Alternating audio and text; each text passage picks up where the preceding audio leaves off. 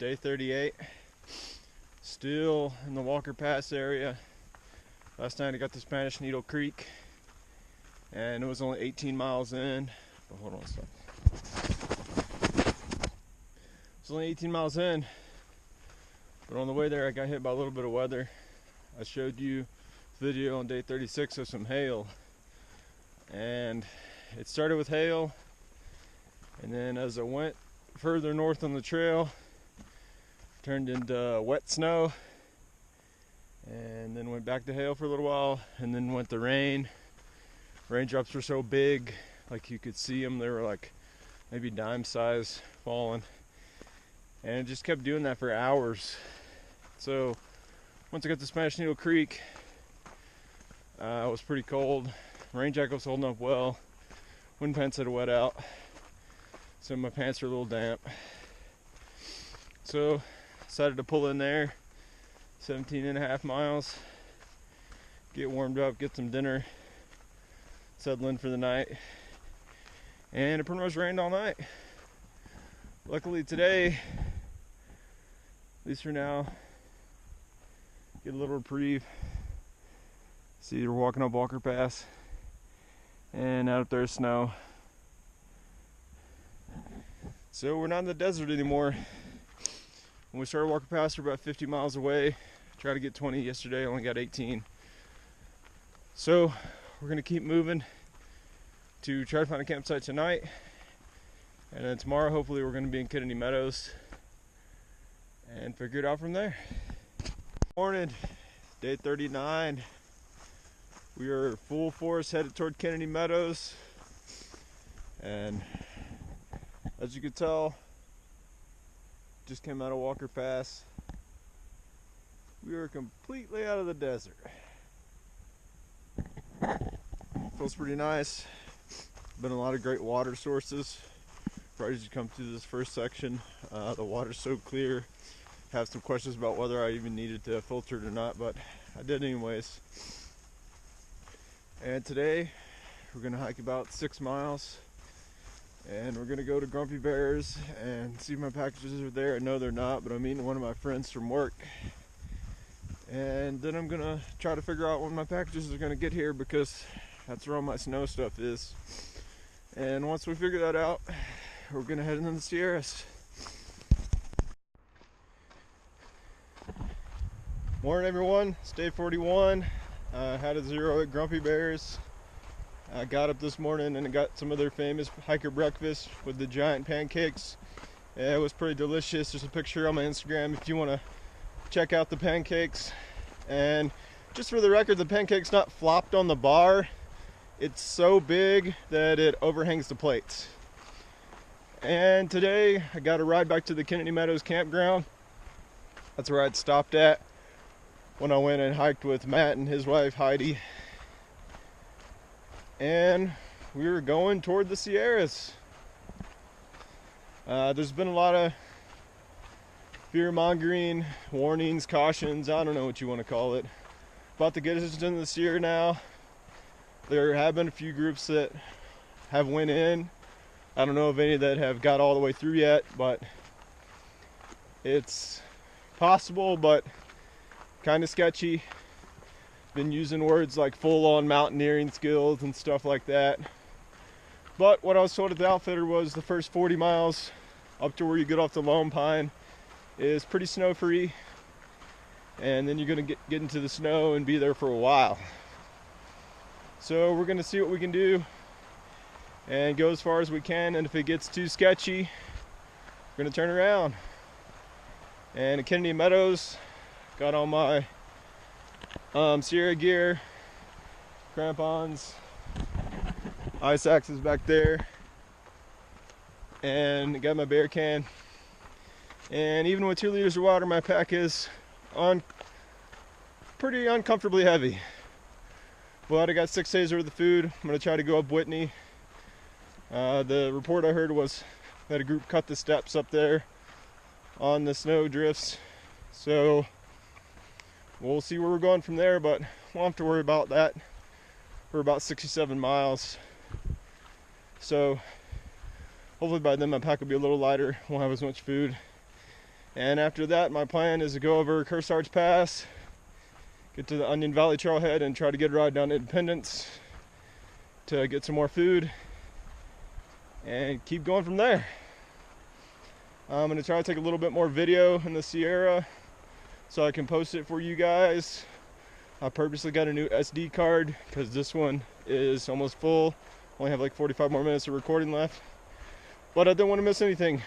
And I'm going to put these videos up on my YouTube so you can look at them and see what the conditions are in the Sierra. It's going to kind of be after the fact because I don't want to scare anyone at home about, you know, what I'm going to see or something like that, because it's usually looks a lot worse than it is in person. So I'll just put them after the fact and you guys will get to enjoy them. It's day 41. It's about 2 o'clock and we're hiking through one of the meadows after Kennedy Meadows, and you get a little reminder of while you're going out of the desert and what you're going to. Just figured I'd try to get a shot of this. I don't know if the GoPro will really capture it, but here's the meadow we're in. You come around, you start to see the little white caps. And as you can see by the trail, that's where we're going. That's why I have all that snow gear. Hello everyone. Day 42, second day in the Sierras. We're gonna look around. Scenery has changed quite a bit since the desert. Coming into this section, you get to see a lot of the snow-capped peaks, and that's where we're going. And the weather's been really nice so far. Kind of happy about that. Last night it wasn't even that cold. I didn't even need a base layer at 10,000 feet. So today, right now, we're headed toward a place called Death Canyon Creek. And then after that, we're going to stop and eat lunch and see where we're going to head from there. There's a trail to go down to Lone Pine, but once you get to the trailhead, it's a 12-mile hitch, and I think I have enough food to get to where I want to go.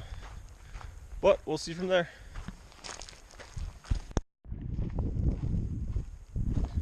Alright guys, we're walking toward the cutoff trail to Lone Pine, and the whole time you're skirting the valley, across the valley, you can see where you're going. All those white caps. I'm looking at them all day.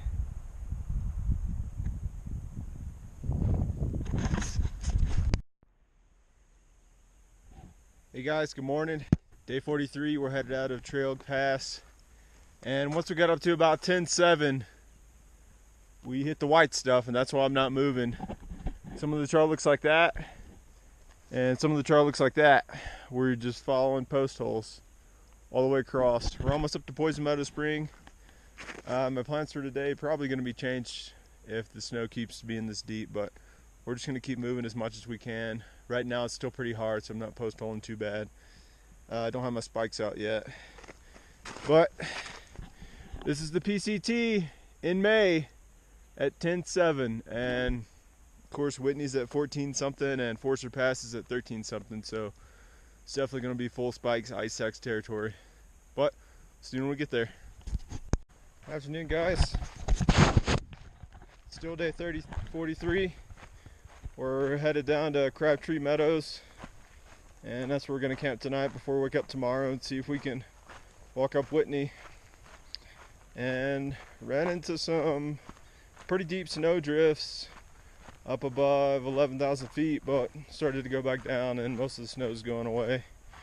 But as you can see, we're fully in the Sierras, and we passed a sign today saying we were in Kings Canyon, Sequoia National Park, so it's pretty nice. Planning for over 20 today. Have to try to push the mileage so I don't run out of food before I get to Kearsarge Pass. And right now it's looking pretty good, as long as everything goes well and don't get too much weather. But right now it's a surprising thing. Really happy about. The weather is really nice. It's almost hot during the day, And at night, it's not that cool at all. I haven't even had to use my base layer that I've been lugging around. But anyways, it's day 43. Tomorrow we're gonna try to go up Whitney. I'm sure I'll take lots of videos of that. Guys, good morning. It's day 44. Guitar knot, I have a pretty small pack on. It's kind of like a day pack equivalent because it's Whitney day. And right now, early season May, that's Guitar Lake right there. And as you can see, there's still a good amount of snow on the trail. And when you do Whitney, it's about a 16-mile round trip.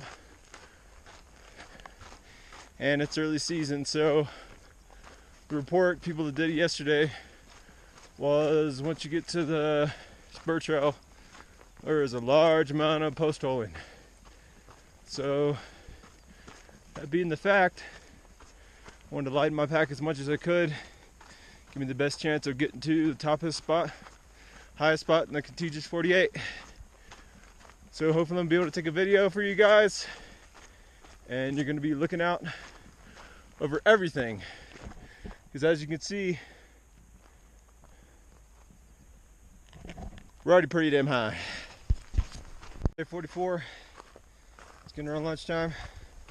Still headed up Whitney. I'm on the cutbacks right before you get to the spur trail. Just wanted you guys to see this. We're right coming out of Guitar Lake, and this is the view. You can see down that way, it's Guitar Lake. And my opinion of the trail is it's passable, but definitely ice-act traction required.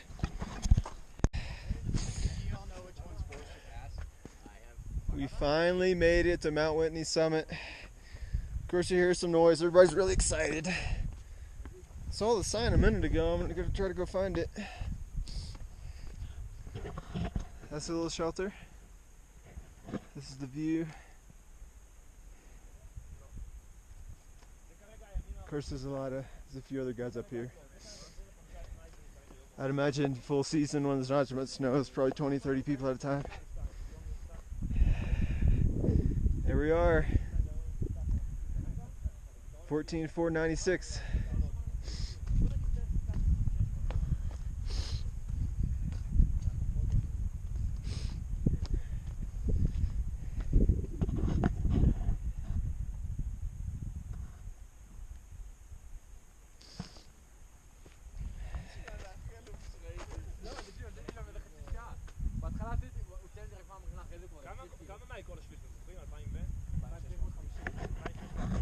Alright, in case you're wondering, climb up here is doable, but it did require spikes and sometimes ice axe, but the steps were cut, and I'm gonna get off and take a few pictures up here, save my battery.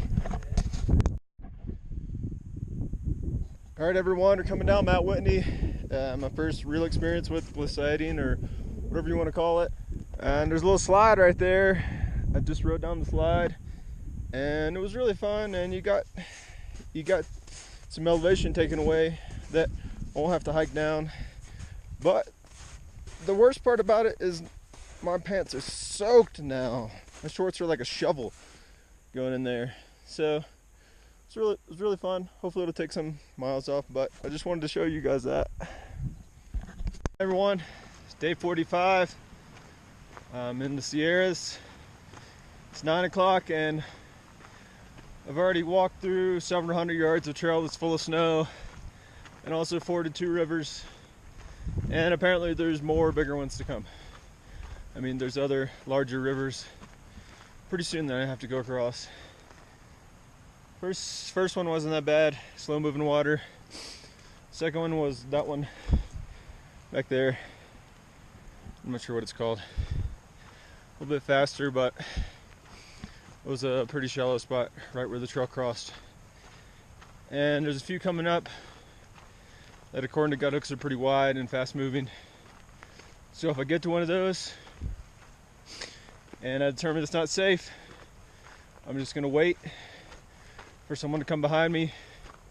I know there's one guy that I was coming to Whitney with yesterday that's right behind me, so I can just easily wait for him and not get in trouble on a creek fording, because that's what main warning I got when I came out here from Scott and Frodo was, if it looks sketchy, looks like it's moving too fast, never cross the creek alone. So plan for today is to try to get as close to Forester Pass as I can, camp, and hit it early-ish in the morning, 8 or 9 o'clock. That way everything will be a little solid. I thought maybe midday, but found out yesterday that midday, 1 o'clock is when the snow that's been exposed to the sun gets getting really soft, and it turns into kind of like a slushy. There's no spot to jab your ice axe when you're walking across the traverses, so I want to avoid that. But that may add an extra day. But I think once I get over Forster, you can figure out what to do from there to get over Kearsarge, down to Independence and Bishop.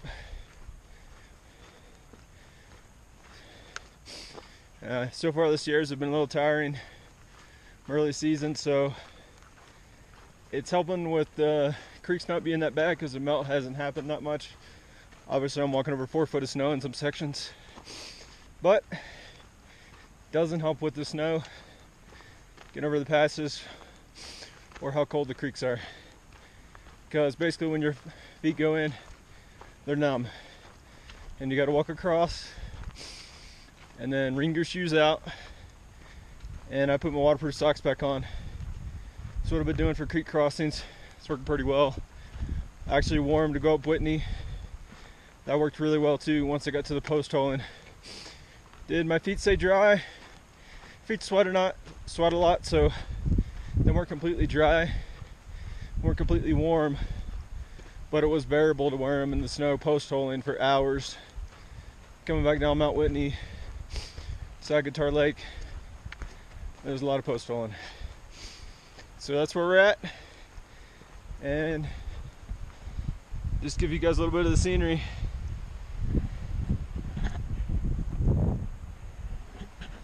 Might start making my videos a little bit longer. I thought my SD card didn't have enough space, but actually what I was looking at was the space that that had recorded and not the space left. So I can make a few more videos. Definitely going to when I go over Forster and Kearsarge, if it's safe. And that's it for now. Hey guys, still day 45. And not making very good time. That's the trail back there. You see the footprints, and that's the trail right there. About once every 200 or 300 yards, there'll be a little spotted trail, and I'm using my GPS to figure out what's going on. But the GMT is covered in snow. There's no real other way to put it. Some spots it's like 2 feet, and then some spots it's up past my hips. So hopefully this is just a big drift or just a big snowfield, because we're going to keep moving as close as we can to the pass and figure out some way to camp and then hit the pass tomorrow.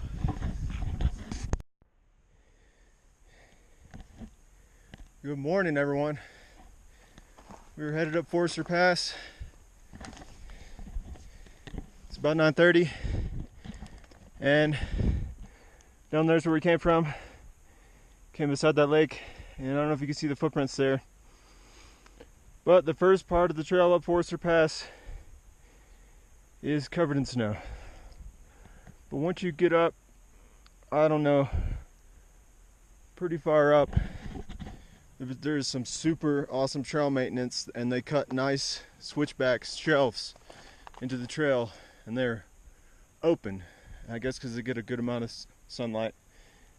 And it's pretty nice once you get up here, but I just want to take a little video. Told you guys I'd take a video if it was safe.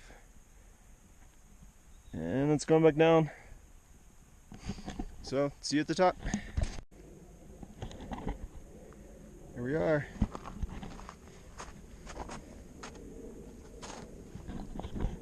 Forester Pass.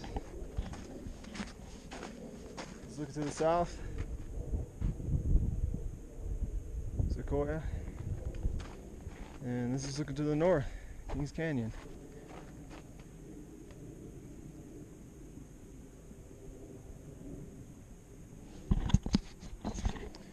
So it's Forester Pass. A little tricky to get up here, but we did it.